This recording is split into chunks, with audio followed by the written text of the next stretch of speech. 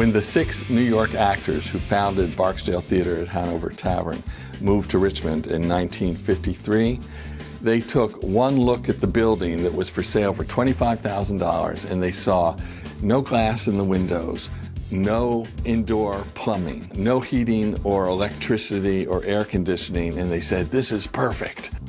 This building was dead from about 1955 on.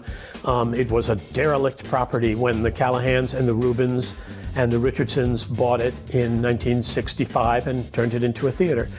I think they bought it for like $25,000 or something and then spent $100,000 turning it into a theater, and that's $1965. CAT got started in 1964. The neighborhood association already owned this building, and a group of residents decided that they wanted to help raise some money, and so they decided to have some plays, and they formed a theater group here. The firehouse was still in use when we first went there, and we were there for 5 years before the city put the firehouse on the market. So one night, Harry Coletts made a curtain speech, said we were going to be kicked out of the space if we didn't come up with $80,000 to buy it. And Roy Sutton, a neighbor from Monument Avenue, came up to Harry at intermission and said, "I can buy the building for you." And then after 10 years, he donated the building to us. The first few years, we rented space. We found the space in 1998, and it was a podiatrist's office. We had to knock out all the walls, and we had to drop the plumbing underneath the floor, which is underneath this stage as we speak.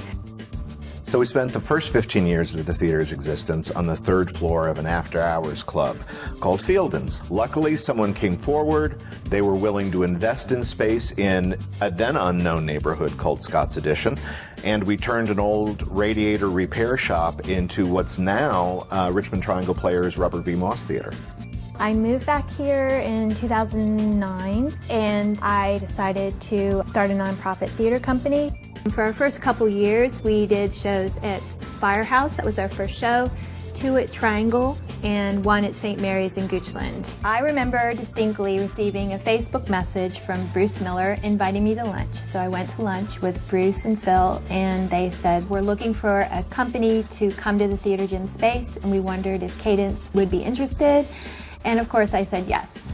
Well, we started at Firehouse as kind of a glorified internship program. So we were there kind of like in residence for about a year, and we came across the basement, and it just reeked of potential.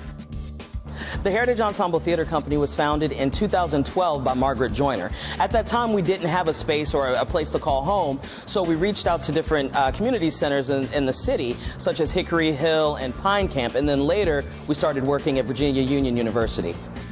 When we started Theater 4 in 1975, we had a van, but we did not have a home theater. Between 1975 and 1986, we were in 14 different theaters over the 11-year period. Our theme during that period was, if you can find us, you can come see us.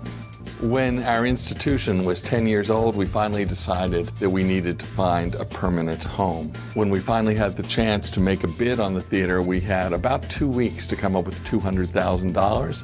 And we went to some likely candidates and came up with the money and put it down, and suddenly, out of the blue, we found ourselves owners of the oldest major theater in the Commonwealth of Virginia.